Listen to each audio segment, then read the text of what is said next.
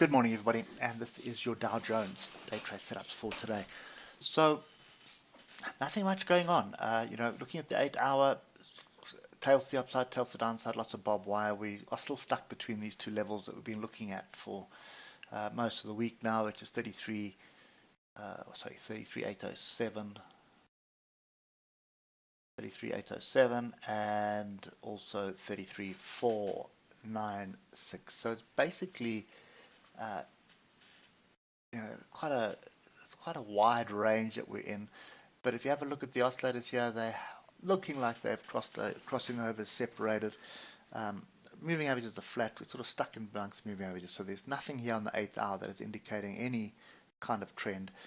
Drop down to the 3-hour and the same happens here. The only thing that is setting up here is that potential flag. Now I'm seeing it on all the indexes, oscillators and the flag.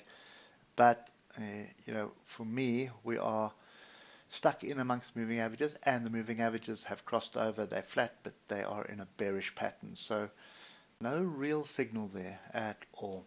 What you do need to do is pay attention to that high there. And we'll get to that now. All right, you can see that is the high of yesterday. You can see a left shoulder ahead, right shoulder, possible another right shoulder here. So if we do break above the 33,664 area, that will validate a potential flag. First target's going to be 33,800. That sets up an even bigger inverse head and shoulders. Break above that area then brings us a bigger move into play. So that would be the moves to the upside. However, if you come down to the 15 minutes, we are above the moving averages at the moment. Oscillators all over the place. Bearing in mind we do have CPI data. We've got German CPI data this morning, and then we have USA CPI data this afternoon. So yeah, any breaks, and there's kind of this weird trend line there which has been broken already. If I just extend that to that, I'd be wanting to see a break below that swing low there. You can see the structure to the left that's on that. I want to see a break below 33,582 for this thing to continue moving to the downside, or start moving to the downside, should we rather say.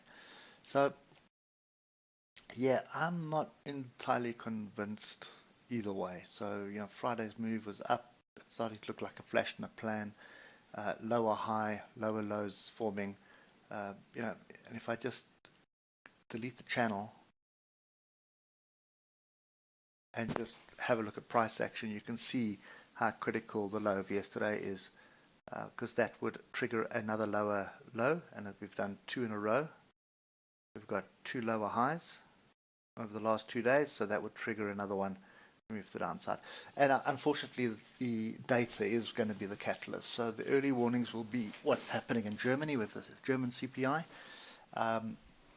Then you're going to see a move later on when the US comes online with the USA data. So I'm still sit on hands, I suppose. It's the short story here. There's absolutely nothing that is exciting me about any move to any direction. I don't even think I'd be prepared to toss a coin, because I think you are just going to get burnt. Also potential double top here, inside bar off structure.